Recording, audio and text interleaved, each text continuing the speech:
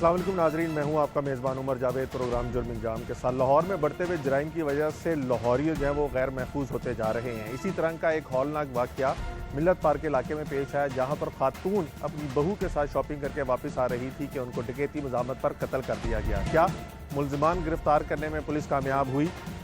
उनके जो बुरसा हैं उनका क्या मुतालबा है? और माहिर कानून इस तरह के बढ़ते हुए वाक़यात के बाद जो शहरियों के दिलों में खौफ बैठता जा रहा है उस पर क्या राय रखते हैं? ये तमाम तफसीलात जानेंगे आज के प्रोग्राम जुर्म इंजाम में। शहर में बढ़ते हुए जराइम की वजह से आए रोज़ कोई ना कोई शहरी अपनी जान की बाजी हार जाता है और जराइम पेशा अफराद जो हैं वो बआसानी फरार होने में कामयाब भी हो जाते हैं।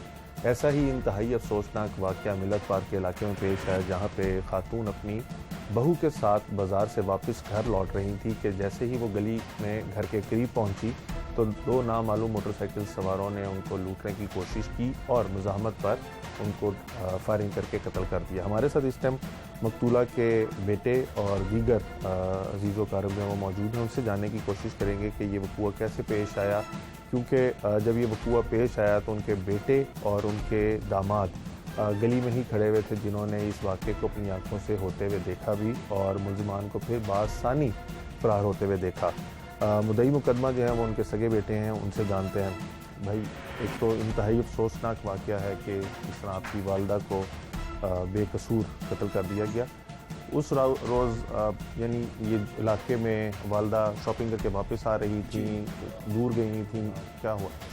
मिलाद पे गई थी, मिलाद से बाज़ार शॉपिंग करने गई थी। शॉपिंग करके वापस गली में ही आ रही थी तो दो मोटरसाइकिल सवार पीछे थे। उनमें से एक जो सा है बाइक से उतरा है और उसने बाइक से उतर के थोड़ा पैदल हुआ है। पैदल होके वो मतलब सामने फेस किया है, सामने साइड पे आया और पर्स छीना है। पर्स छीनने पे मतलब उसने फिर उसके बाद फायर कर दिया है पर्स छीन के, और फिर वो मोटरसाइकिल वाले के साथ बैठ के वापस मेन रोड पे हो गया।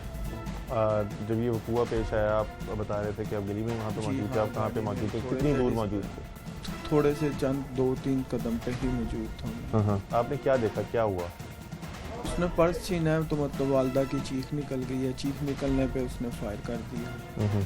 वालदा के पर्स में कितने पैसे थे और मुल्ज़िमान क्या कुछ लेके फरार हुए? मतलब जो पैसे पहले मतलब हमने अंदाज़ा था कि मतलब थोड़े पैसे थे, लेकिन जब घर आके देखा तो जो 1 लाख कुछ हज़ार रुपये उनको पकड़ाए थे, वो भी 1,13,000 रुपये थे। वो जो पकड़ाए थे उनको मतलब वो घर में वो भी मौजूद नहीं थे, तो वो मतलब वही पैसे वाला पर्स वो साथ लेके गई हुई थी। वो पैसे भी उसी पर्स में थे, क्योंकि मुकदमे में आपने लिखवाया शायद 300 रुपया और लेकिन पहले था कि मतलब कम है, लेकिन जब देखा दोबारा तो वो पर्स वाले ही पैसे।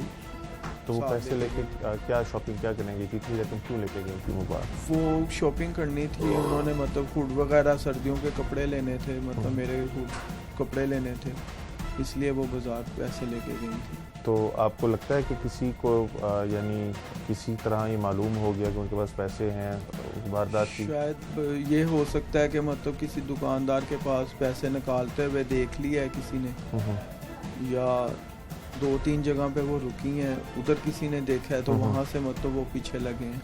उनके यानी जब वो वापस आ रही थी तो उनके साथ उनकी बहू भी थी? जी हाँ। वो आपकी वाइफ? जी मेरी वाइफ। उन्होंने आपको कुछ बताया कि वो कहाँ कहाँ पे गई और फिर जब वो वापस आ रही थी उनको कुछ शक हुआ कि कोई उनको फॉलो कर रही है या बस रैंडमली उन्होंने मतलब शक यही हुआ, कहते जब हम गली से थोड़ा करीब थे ना, तो जब वो पैदल बंदा हमारे पीछे आया तब हमें महसूस हुआ कि ये हमारे पीछे है। पहले नहीं फील हुआ कि मतलब हमारे पीछे है। ये इस इलाके के अंदर यानी पहले भी कोई वारदात वगैरह हुई है, कभी आपने देखी है? या ये गली में सर काफ़ी वारदातें हो चुकी है। मेन से बिल्कुल पहली गली है मेन रोड से, तो जब भी कोई मतलब वारदात होती है, ये गली सुनाटे वाली है, तो कोई भी वारदात होके इजीली बाय मेन रोड पे चले जाते हैं। इस गली में काफ़ी वारदातें हो चुकी हैं। ना इस गली में कोई लाइटिंग है, कुछ भी नहीं है। इस गली में लाइटिंग तक नहीं है। आपकी ये जो गली है ये बिल्कुल मेन रोड से मुतसिल है और जो मुल्तान रोड है उसके ऊपर जगह जगह CCTV कैमरास भी लगे हुए हैं। पंजाब सेफ सिटी अथॉरिटी के कैमरास भी लगे हुए हैं। पुलिस ने अब तक आपको क्या बताया? आपने क्योंकि मुकदमा 2 नामालूम मोटरसाइकिल सवारों के खिलाफ दर्ज कराया, पुलिस ने आपको अब तक क्या बताया? क्या तफ्तीश में पेशरफ हुई? पुलिस ने तो अभी तक मतलब तसल्ली दी है, मतलब कोई ठोस सबूत या कोई नंबर प्लेट या मोटरसाइकिल की कोई शनाख्त उनकी कुछ भी अभी हमें अभी तक कोई काफ़ी दिन गुजरने पे कुछ भी नहीं पता चला। बस यही तसल्ली दे रहे हैं कि मतलब पता चल जाएगा, लेकिन अभी कुछ उन्होंने हमें मतलब ठोस सबूत नहीं दिया। सही। भैया बताइएगा, आपका क्या मकतूला के साथ रिश्ता था?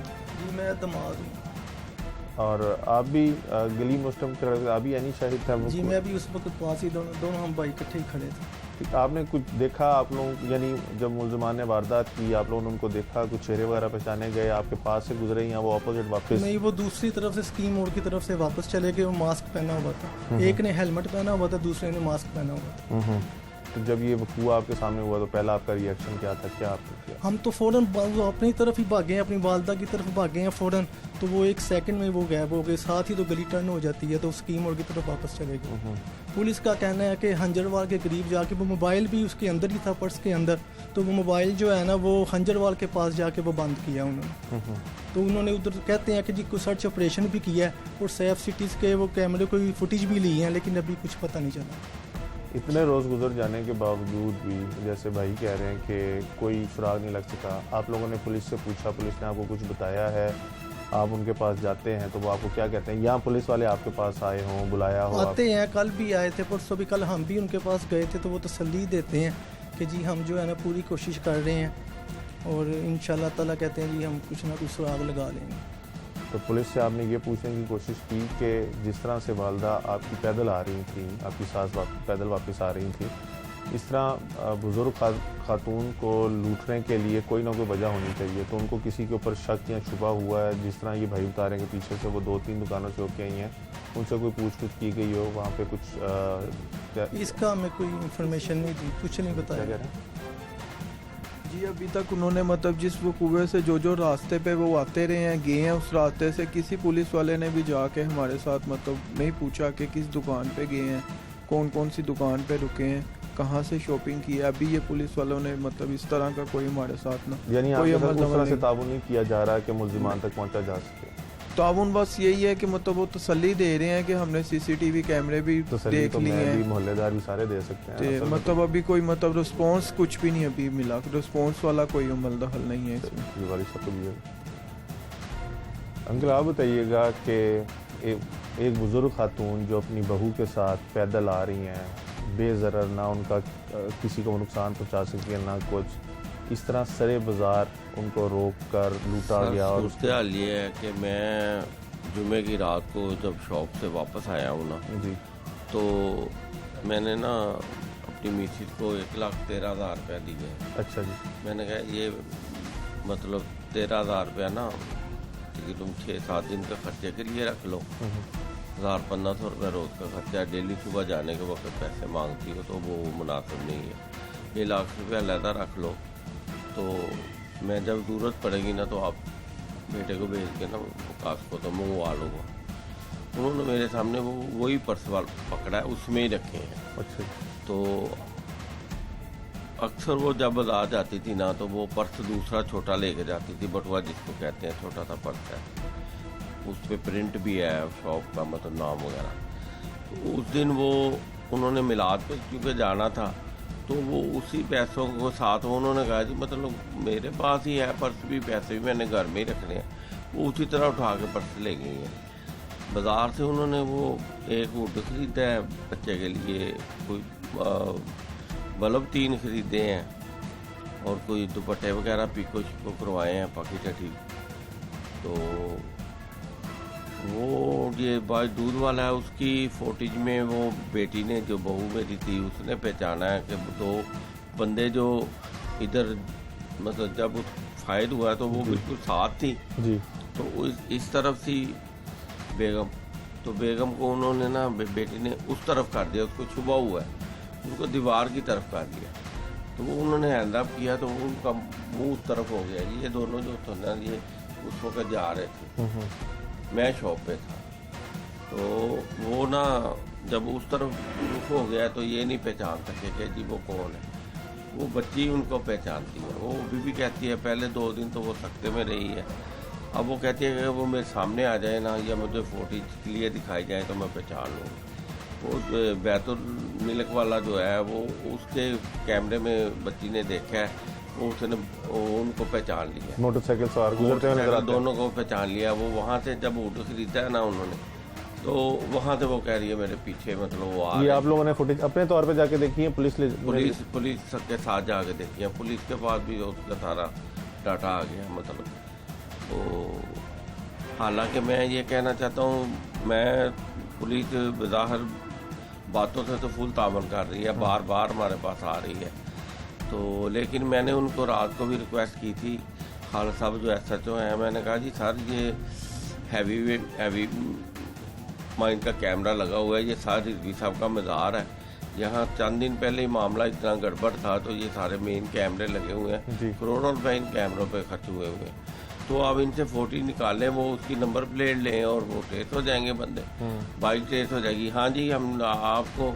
आप क्या समझते हैं कि हम कुछ नहीं कर रहे? ये देखें, हमने वो भी पिक्चर ली है, वो भी वहाँ से भी ट्रेस किया है, हमने अंजरवाल ऑपरेशन किया है, वो किया यूँ किया है, लेकिन हमारे तक कोई ना ठोस सबूत नहीं है हमारे पास। आज मुझे रात को चौधरी फहीम का फ़ोन आया था, कोऑर्डिनेटर जो है, अच्छा जी, उनका फ़ोन आया था, वो कह रहे थी 12 बजे भाई साहब जाना है हमने SP के पास, अपना नहीं वो उधर मुस्लिम टाउन। अच्छा जी, मुस्लिम टाउन SP के पास मैंने टाइम किया जाना है। मैं अभी सीढ़ियों में था तो उनका दोबारा फ़ोन आया जी आप 1:30 बजे आ जाए मेरे घर, ये इत्तेहाद कॉलोनी। तदफीन से पहले आप लोगों ने एहतजाज भी किया था जी, और एहतजाज भी इसी वजह से गालबन किया होगा कि इंसाफ चाहिए जी। तो आप क्या समझते हैं कि जिस तरह से सिर्फ दिलासे दिए जा रहे हैं, आपको लगता है कि आपकी बेगम के कातिल जो हैं वो पकड़े जाएंगे? सर अभी तक तो नाउम्मीद है हम, क्योंकि 5-6वां दिन है आज, मतलब ये काम होते हैं अनन फन। मैंने तो रात को उनको बड़ी दलाइल के साथ कहा जी ये ज़रूरी नहीं है, ये जो छोटी दुकानें होती हैं मोहल्ले की, इनका बैकअप जो होता है वो 2-3 दिन का होता है, ये कोई हैवी कैमरे नहीं होते कि जो इनका 1 माह का या 2 माह का कोई बैकअप है, ये तो 3 दिन बाद बैकअप भी ख़त्म हो जाएगा, तो आपका क्या कर रहे हैं? तो बेटा अभी आपके सामने बता रहा था कि उसका आज SHO का फ़ोन आया, वो जो इन्वेस्टिगेशन इंचार्ज है नवीद साहब, उनका फ़ोन आया जी आप ने कल वो उनसे ली है तस्वीर, वो हमें देते हैं सिटी कैट स्टार स्कूल वाले, वो हमारे साथ कल 10 बजे का टाइम हुआ था ना, वो आए हैं ना हम गए।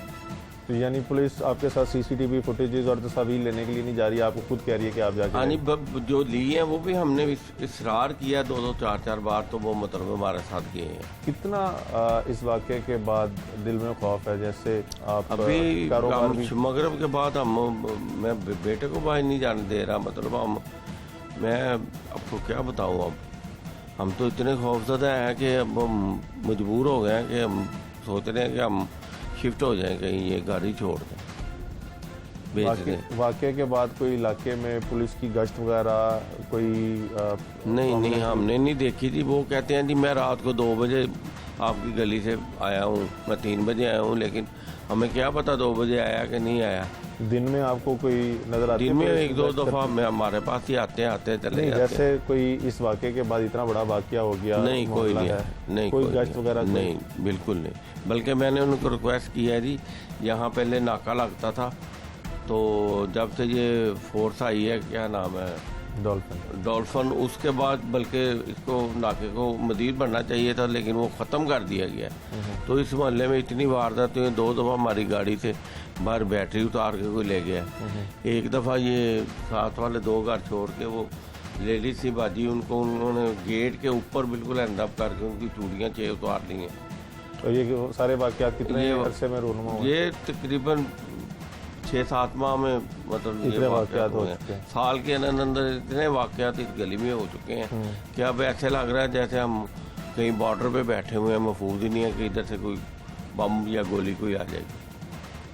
जिस तरह की सूरत हाल आप बता रहे हैं, ये आपने सूरत हाल आगे पुलिस को आगाह की? पुलिस को बुलाई है, बताई है सारी सूरत हाल। मियाँ असलम इकबाल साहब आए तो उनको 2 दफ़ा आए हैं, पर्सनल रिलेशन भी है मेरा उनके साथ, लेकिन उनको भी मैंने बताया है, तो उन्होंने कहा साहब आप परेशान ना हो, 1-2 दिन लगेंगे। पहले दिन भी आए थे, कुल्हों पे भी आए थे, वो कह रहे थे जी 1-2 दिन में इंशाल्लाह बंदे ट्रेस हो जाएंगे। क्या अपील करेंगे कि इतना बड़ा वाक़या हो गया, पुलिस की जानिब से भी कोई प्रॉपर ताउन नहीं किया जा रहा, पैसों का नुकसान भी हुआ? देखें बात पता क्या है, मैं थोड़ा सा सादा सा आदमी हूँ, मुझे मतलब ज़्यादा वो गहराई वाली बातें तो नहीं आती। अब मैं ये कहूँ कि जी पुलिस तावन नहीं कर रही तो वो भी गलत होगा, क्योंकि वो बार बार हमारे पास आ रहे हैं, हमें टच हैं हमारे साथ, लेकिन उसका फ़ायदा कुछ नहीं हो रहा। हमें अभी तक उन्होंने ये नहीं बताया कि ये बंदे हैं, लेकिन वो ट्रेस नहीं हो रहे। यहाँ तक तो उनको पहुँचना चाहिए ना। सही। उनका पास मोबाइल नंबर आ गया, मोबाइल की वो क्या होती है एक्सेसरी नंबर, वो आ गई, सारा कुछ आ गया, तो अभी तक वो बंदों तक पहुँच ही नहीं सके कि यही बंदे हैं।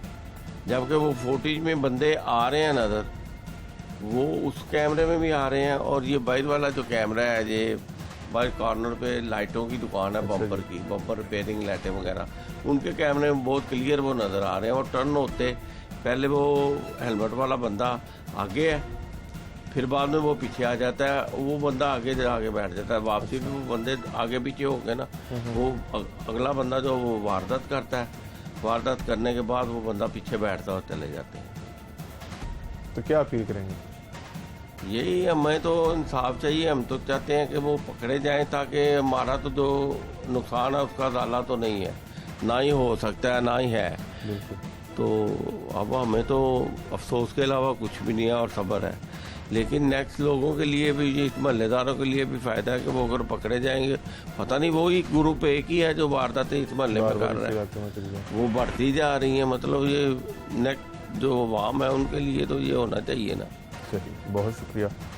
आप मकतूला के शौहर, बेटे और दामाद की गुफ्तगू सुन रहे थे। मेन मुल्तान रोड से मुत्तसिल ये बिल्कुल सड़क है, चंद ही मीटर की दूरी पे मुल्तान रोड है, लेकिन उसके बावजूद भी जैसे आपने सुना कि साल 6 माह के दौरान ना सिर्फ वारदातों में इजाफा हुआ है, बल्कि पुलिस की गश्त भी इस इलाके में जो है वो ना होने के बराबर है। और अहल इलाका की जानिब से ये बारहा पुलिस से रिक्वेस्ट भी की गई है कि यहाँ पे नाका लगाया जाए या गश्त को बढ़ाया जाए, लेकिन उसके बावजूद भी ऐसा कोई इकदाम जो है वो नहीं उठाया गया। और अभी इनके मुताबिक पुलिस इनसे इस तरह से ताउन तो ज़रूर कर रही है कि मुसलसल राब्ते में है, लेकिन मुलज़मान को ट्रेस करने के लिए CCTV फुटेजेस, उनके चेहरे, उनकी मोटरसाइकिल का नंबर वगैरह आइडेंटिफाई करने के लिए उस तरह से इकदाम नहीं किए जा रहे जिस तरह से इनको तवक्को थी। इसकी वजह से इनको लगता है कि इंसाफ में शायद ताख़ीर होती जा रही है।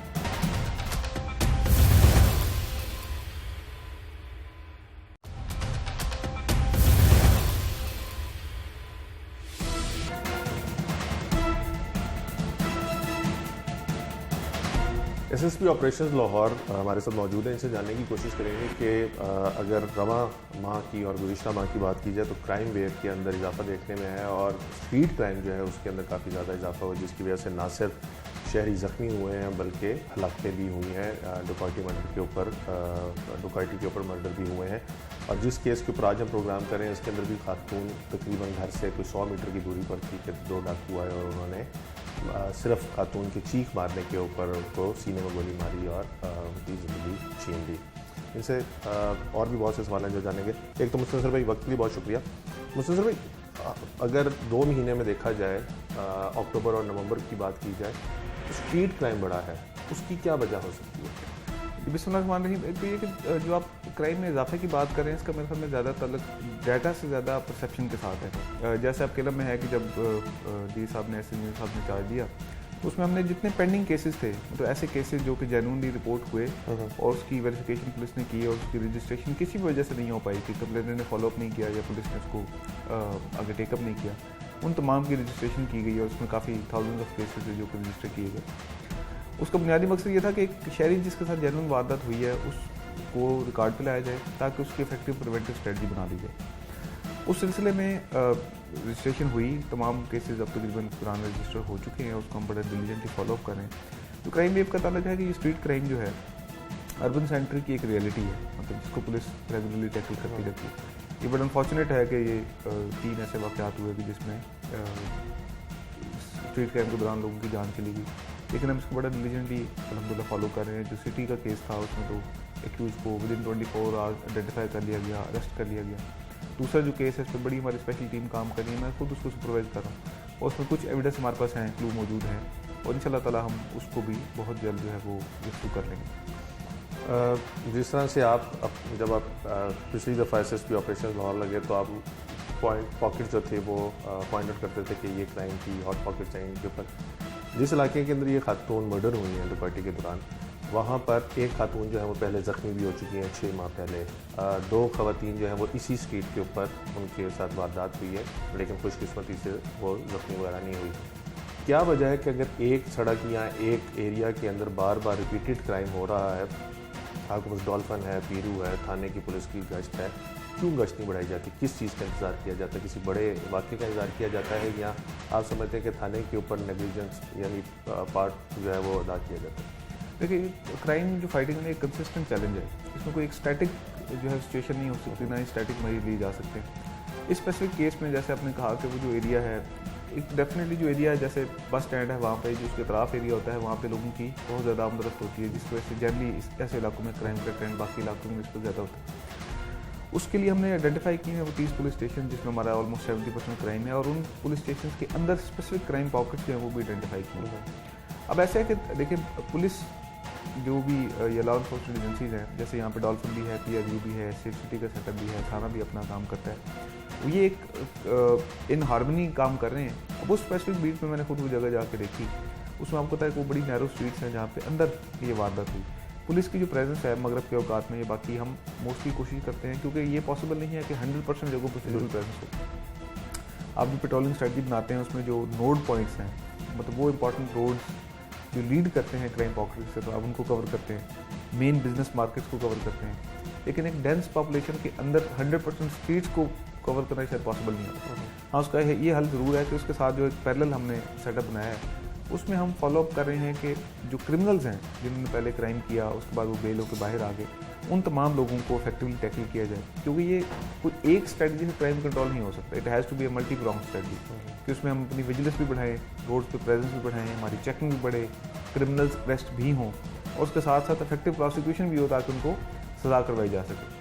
तो ये अगर पूरा system from A to Z हम इसको स्ट्रीमलाइन करने में कामयाब हो जाते हैं इंशाल्लाह ताला, तो फिर मुझे उम्मीद है कि बड़ा इसमें ड्रास्टिक। आप लोगों की जो अपनी मीटिंग्स होती हैं उसके अंदर आप मईशत को भी मुर्द इल्ज़ाम ठहराते हैं कि मईशत की वजह से भी क्राइम बढ़ा, वो कितना बड़ा फैक्टर है?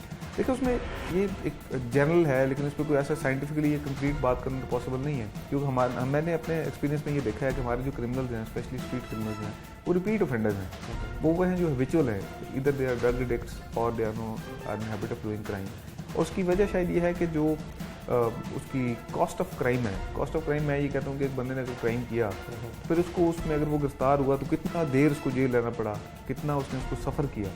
अगर वो कॉस्ट ऑफ क्राइम कंपैरेटिवली कम होती जाएगी, वो अगर कंप्लेनेंट को मैनेज करके बड़ी आसानी से अपनी बेल करवा लेगा, तो उसको ये समझ आ जाती है कि भाई ये क्राइम जो है इसकी कॉस्ट तो उसको ज़्यादा पे नहीं करनी पड़ेगी, तो उसमें वो फिर it is all the more likely कि वो रिपीट ऑफेंडर बन जाएगा। तो मेरा ख्याल है कि हमें अपना पूरा सेटअप जो है उसको we need to put our house in order, वो हम कर भी रहे हैं इंशाल्लाह ताला। ये छोटी छोटी चीज़ें हैं जिनको तवज्जो दे के हम इंशाल्लाह ताला इस ट्रेंड को इंशाल्लाह अरेस्ट कर सकते हैं। लास्ट क्वेश्चन, जब लाहौर की आबादी 70 लाख थी तब भी यही नफरी थी, आज 1.5 करोड़ के करीब है, यही नफरी है, यही थाने हैं। आपको लगता है कि थानों में इजाफा और नफरी में इजाफा जो है वो बहुत ज़रूरी हो चुका है लाहौर में क्राइम फाइटिंग करने के लिए? लाहौर में अगर मैं ह्यूमन रिसोर्स की बात करूँ तो मेरे ख्याल है कि ह्यूमन रिसोर्स की तो शायद इतनी कमी नहीं है, लेकिन जैसे आपने कहा कि उसमें जुरिस्डिक्शन और थानों के जो इंडिविजुअल स्पेसिफिक प्रॉब्लम है उनको एड्रेस करने की ज़रूरत बिल्कुल है। अगर आप शाहदरा थाना देखें तो आज का उसका क्राइम तकरीबन 5800 के करीब है, और वो इस क्राइम के साथ काफ़ी डिस्ट्रिक्ट के क्राइम से भी ज़्यादा वहाँ पे क्राइम है। इस तरह हमारा काना है, फैक्ट्री एरिया है, रायविंड है, चूंग है, निश्तर कॉलोनी है, कोट लखपत है, ये ऐसे पुलिस स्टेशन हैं जिनका क्राइम 4000 5000 से भी क्रॉस कर चुका है। अब देखें कि एडमिनिस्ट्रेटिवली आप इस बात को समझ सकते हैं कि अगर एक SHO या एक इंचार्ज इन्वेस्टिगेशन 4 या 5000 केस डील कर रहे हैं, तो फिर वो उतनी तवज्जो से उसको डील नहीं कर पाते। तो बिल्कुल ज़रूरत है, हमने केस ऑलरेडी टेकअप किया हुआ है, हम बड़ा उसको डिलीजेंटली फॉलो भी कर रहे हैं। नए थाने बनवाएंगे कि उन पुलिस स्टेशन को बाइफरकेट करके नए थानों में कन्वर्ट कर दी जाए। इसी तरह कुछ शायद ऐसे भी थाने हों जिसमें क्राइम बहुत कम है, तो हम ये भी प्रपोजल साथ बनाएंगे कि कुछ थानों को शायद मर्ज कर दिया जाए, ताकि अगर किसी पुलिस स्टेशन का वर्कलोड नॉर्मली लो है तो उसको एक रीजनेबल वर्कलोड के एम्बिट में लाया जा सके। और कुछ थानों की में भी हमें कोई जुरिस्डिक्शन अल्टर करनी पड़ेगी, जैसे मैं स्टडी कर रहा था कि हमारा गुलशन इकबाल थाना इकबाल टाउन से निकला है, लेकिन जस्ट 20% क्राइम को हैंडल कर रहा है as compare to Iqbal Town. तो कुछ जुरिस्डिक्शन में भी अल्टर करने से हम जो एग्जिस्टिंग पुलिस स्टेशन हैं उनका वर्कलोड इवन आउट कर सकते हैं। उससे होगा ये कि जब एक SHO के पास एक मैनेजेबल स्पैन ऑफ कंट्रोल है कि उसने एक मैनेजेबल काम करना है, तो उसको रीजनेबल तादाद में गाड़ियाँ, human resource, intelligence information, logistic support, technical support दे देंगे, तो फिर ये इफेक्टिवली वो अपने उस चंक को टैकल कर सकेगा, जिसका अल्टीमेट रिजल्ट फिर ये है कि आपकी जो 84 पुलिस स्टेशन है, they will start on functioning in a better way इंशाल्लाह। Thank you.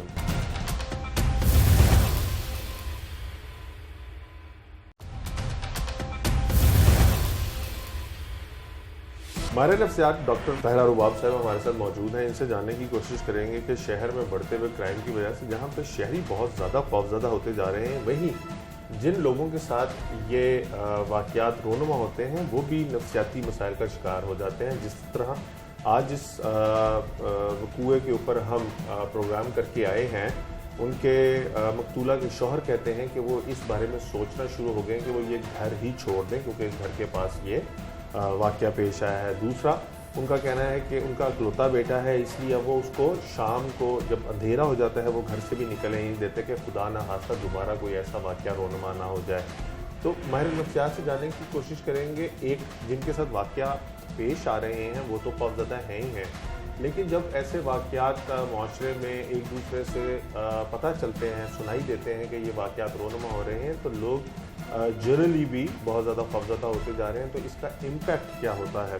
डॉक्टर साहब, एक तो वक्त के लिए बहुत शुक्रिया। ये बताइएगा कि जब भी माशरे में जुर्म होना शुरू होते हैं तो वाक़या तो एक या दो के साथ पेश आ रहा होता है, लेकिन ओवरऑल लोग जो हैं वो उसको डिस्कस करना शुरू कर देते हैं और फिर उसका असर जो है वो उनके ऊपर महसूस होता है। इसकी क्या वजह है? बेसिकली जैसे हम पहले भी काफ़ी दफ़ा एक चीज़ को कोट कर चुके हैं कि जब आप स्टोरीज सुनाते हैं किसी भी इंसान को, वो अच्छी या बुरी हो, तो उसका इम्पैक्ट जो है आपका दिमाग उसको ऑब्जॉर्व करने की अहलियत जो है वो रखता है, उसकी कैपेसिटी है कि वो चीज़ों को बेशक रिएक्ट ना करे उसी वक्त, मगर वो ऑब्जॉर्व ज़रूर करता रहता है। और आहिस्ता आहिस्ता होता ही है कि जब आप बहुत ज़्यादा खौफनाक किस्म की स्टोरीज़ अपने इर्द गिर्द सुनते हैं या पॉजिटिव इवन स्टोरीज भी सुनते हैं, तो फिर आहिस्ता आहिस्ता आपका बिहेवियर उसके हिसाब से मॉडिफाई होना शुरू हो जाता है। इसका इम्पैक्ट बहुत स्ट्रॉन्ग होता है। यूजुअली जो ह्यूमन साइकोलॉजी है, ये खौफ और डर और नाकामी वाली जो नेगेटिव चीज़ें हैं, इसकी तरफ जो है इंसान ज़्यादा जल्दी माइल होना शुरू हो जाता है। इसका इफ़ेक्ट इंसान के ऊपर ज़्यादा जल्दी आता है, देरपा होता है, और इसके असर में भी इंसान जो है वो जल्दी आ जाता है। यूजुअली जैसे हम देखते हैं कि ये जो रॉबरीज हो जाती हैं, छोटे छोटे स्ट्रीट क्राइम्स जो हैं वो हो रहे होते हैं, इसकी स्टोरीज हमारे यहाँ पे बहुत ज़्यादा बाज़गश्त करती हैं, इर्द गिर्द नज़र आती हैं। और समटाइम्स ऐसा भी होता है कि साथ वालों के घर में कुछ हो गया हो, तो ये स्टोरी जब आप सुनते हैं तो आपका दिमाग, क्योंकि आपने पहले वैसी स्टोरी बहुत ज़्यादा सुनी है, पहले शायद दूर सुनी हुई थी, अब बिल्कुल आपके साथ वाले घर में, और आपका खौफ जो है वो इतना ज़्यादा इंक्रीज़ कर जाता है कि अगर ये एक्सपोज हो गया ये वाला एरिया, यानी इस घर में या साथ वाले घर में ये चीज़ हो गई है, तो इसका मतलब ये है कि मेरे घर में भी कोई बंदा जो है बहुत आराम से जो है वो आ सकता है।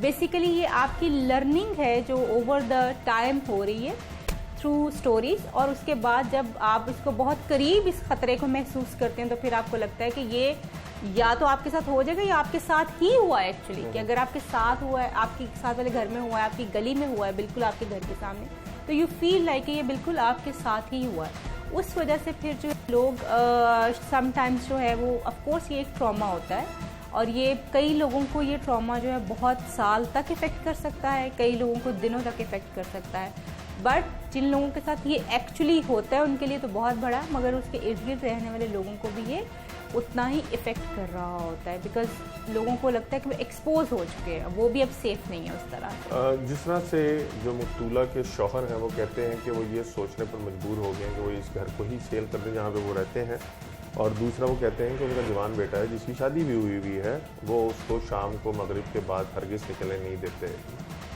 इससे वो क्या तासुर देना चाह रहे हैं, इससे उनकी क्या मुराद है? बहुत ज़्यादा खौफज़दा है, सिस्टम से नाला है, रेट ऑफ स्टेट जो है वो उनको नज़र नहीं आ रही, क्या उनकी जहन में क्या चल रहा है? बेसिकली उमर, जब भी कोई इंसिडेंट हो जाता है ना जो जिसका ताल्लुक खौफ से हो, डर से हो, नाकामी से हो,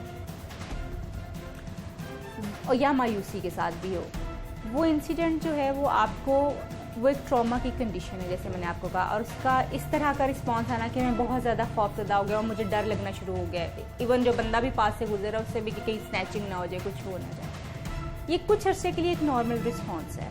ये हर इंसान, उसकी इंटेंसिटी कम या ज़्यादा हो सकती है, मगर हर इंसान ये रिस्पांस देता है अपने हिसाब से। जिन लोगों में ये खौफ का एलिमेंट बहुत लंबा हो जाता है, तो इसका मतलब हम ये समझते हैं मसलन 1 महीना, 2 महीने, 3 महीने गुजर गए और वो लोग उस चीज़ से बाहर नहीं आए, तो इसका मतलब ये है कि अभी तक वो जो ये इंसिडेंट हुआ था वो पोस्ट ट्रॉमेटिक में जो है बदल गया, यानी अब पोस्ट ट्रॉमेटिक स्ट्रेस में से वो गुजरे और वो खौफ उसी तरह से उनके दिमाग में इफ़ेक्ट किए हुए। इवन इसमें समटाइम्स ऐसा भी होता है कि जब लोग इस तरह के कोई ट्रॉमेटिक इवेंट्स देखते हैं, इंसिडेंट्स देखते हैं अपने इर्द होते हुए, तो उनके बारे में उनको ख्वाब आना शुरू हो जाते हैं कि ये हो रहा है, और वो उसको बार बार लिव करते हैं, उसी चीज़ को जो है उसमें से गुजर रहे होते हैं। चीज़ें जैसे गली में से, अगर गली में लेट्स से एक कोने के ऊपर एक इंसिडेंट हुआ है, उस कोने से गुजरते हुए लोग खौफज़दा होंगे, और अगर कुछ लोग गुजरेंगे तो उनको नज़र आएगा कि यहाँ पे ऐसा हो रहा है, यानी उनको फ्लैशेस आना शुरू हो सकते हैं, बैड ड्रीम्स उसके बारे में आना शुरू हो सकते हैं, डिप्रेशन में जाना शुरू हो सकते हैं वो लोग, और बहुत ज़्यादा खौफज़दा जो है वो हो सकते हैं। ये एक नॉर्मल रिएक्शन जो है वो हो सकता है। ये जिन साहब की अभी आप बात कर रहे हैं कि वो ये कह रहे हैं कि वो शाम को वहाँ से जाने भी नहीं दे रहे वहाँ से, तो अगर तो ये इवेंट और इंसिडेंट जो है, ख़ासतौर पे इंसिडेंट जो है अगर 1 हफ्ता, 15 दिन या 2 दिन पहले हुआ, तो ये उनका एक्यूट रिस्पॉन्स है टूवर्ड्स दैट ट्रॉमेटिक सिचुएशन, जो कि नॉर्मल रिस्पॉन्स है। हाँ, अगर ये रिजॉल्व ना हुआ ओवर द टाइम और उन्होंने इसके ऊपर बेस करते हुए कुछ बड़े डिसीजंस ले लिए, जैसे घर शिफ्ट कर लेंगे, बच्चों को हमेशा के लिए घर के अंदर ही जो है वो कहेंगे कि 6 बजे के बाद बाहर ही नहीं जाना, तो इसका मतलब ये है कि वो पोस्ट ट्रॉमेटिक स्ट्रेस में चले गए। अब उनको प्रोफेशनल हेल्प की ज़रूरत जो है वो पड़ेगी, उसके बगैर वो उससे बाहर नहीं आ सकते। तो ये सिचुएशंस जो हैं ये हो सकती हैं। अगर अभी रिसेंटली हुआ है तो मे बी नेचुरली जो कुछ चीज़ें इंसान के सिस्टम में डेवलप होती हैं कि कोई ट्रॉमा आपके साथ होता है तो आप उससे खुद ब खुद रिकवर करना शुरू कर देते हैं। समटाइम्स आपको फिर प्रोफेशनल हेल्प की ज़रूरत पड़ती है। लास्टली ये बताइएगा कि वारदातें तो बहुत ज़्यादा होती हैं, लेकिन हर वारदात में डकैती के साथ मर्डर नहीं होता। ये नए मुल्ज़िमान होते हैं जो, यानी लाहौर के अंदर अगर आप डकैती के दौरान किसी बंदे को मार देते हैं तो ये इम्पॉसिबल सी चीज़ है कि आप पकड़े नहीं जाएंगे। बहुत कोई लकी बंदा होगा जो ना पकड़ा जाता, वरना पकड़े जाते हैं। और ये ऐसा हीनियस क्राइम है जिसके ऊपर पुलिस की तलबियाँ वो बहुत ज़्यादा होती हैं, बहुत ज़्यादा बैशिंग होती है। तो इनके हवाले से भी थोड़ी सी रोशनी डालिएगा। क्या नापुख्ता जहन जो है वो इस तरह की वारदात करते हैं और फिर गोली मार देते हैं, डर होता है, वो कैफियत क्या होती है जिसके अंदर इतना बड़ा इक़दाम इंसान कर जाता है? बेसिकली दोनों ही कैफियत जो है वो हो सकती हैं। लाइक हो सकता है कि आउट ऑफ फियर ही कि ओहो ये मुझे हमें दे नहीं रहा, कोई पकड़ ना ले, कुछ हो ना दे, तो उसमें वो जो है मर्डर एक जो है वो कमिट हो जाए, फियर के उसमें हो सकता है। और दूसरी एक जो चीज़ हो सकती है, क्योंकि ये लोग इतने यूज टू हो चुके होते हैं क्राइम्स के डील करने के, और क्राइम्स करने के, एक्चुअली डील तो नहीं, क्राइम्स करने के इतने ज़्यादा जो है ये आदी हो चुके हुए होते हैं कि इनको वो खौफ और डर जो है, या वो जो एक इंसान को कत्ल करने वाला एक वो इमोशन जो होता है ना, नहीं मैं ये नहीं कर सकता, वो चीज़ें थोड़ी सी जो है वो ख़त्म हो चुकी हुई होती हैं।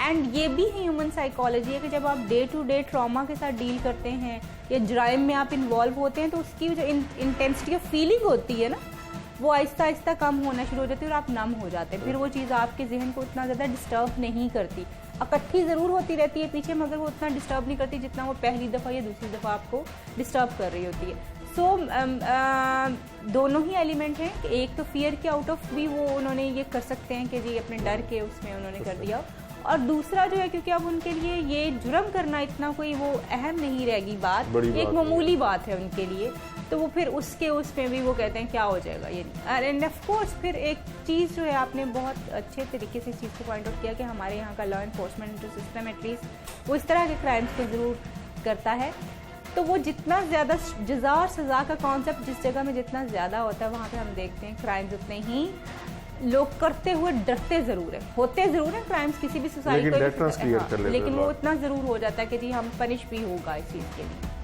बहुत शुक्रिया। डॉक्टर ताहिरा रुबाब साहिबा से हम गुफ्तगू कर रहे थे। मुद्दईयों का ये तो कहना ज़रूर है कि वो पुलिस उनसे बार बार रब्ता ज़रूर कर रही है, लेकिन उनका ये भी शिकवा है कि इतना बड़ा वाक़या रोनुमा हुआ है, पुलिस को अब तक मुल्ज़िमान को ट्रेस कर लेना चाहिए था, जो कि पुलिस नहीं कर सकी। पुलिस अफसरान और जो माहिर कानून हैं वो यही कहते हैं कि इस तरह के वाक़यात का रोनुमा होना बहुत से दीगर फैक्टर्स से मुंसलिक होता है, जिसके अंदर इकॉनमी जो है वो सर फहरिस्त है। वीक इकॉनमी की वजह से लोग जो हैं वो इस चीज़ की जानिब राग़िब होते हैं और फिर वो वारदातें करना शुरू हो जाते हैं, जबकि हमारे नफ्सियात का कहना है कि ये वारदातें रोनुमा होती हैं, लेकिन अगर खौफ पैदा कर दिया जाए कि जज़ा और सज़ा का सिस्टम जो है वो स्ट्रॉन्ग कर दिया जाए और जो मुलजमान को सज़ाएं मिलनी शुरू हो जाएं तो ये क्राइम जो है वो कंट्रोल में लाए जा सकते हैं। आज के प्रोग्राम से टीम जुर्म इंजाम और अपने मेज़बान उमर जावेद को इजाज़त दीजिए। अगले प्रोग्राम में मुलाकात होगी। अल्लाह निगहबान।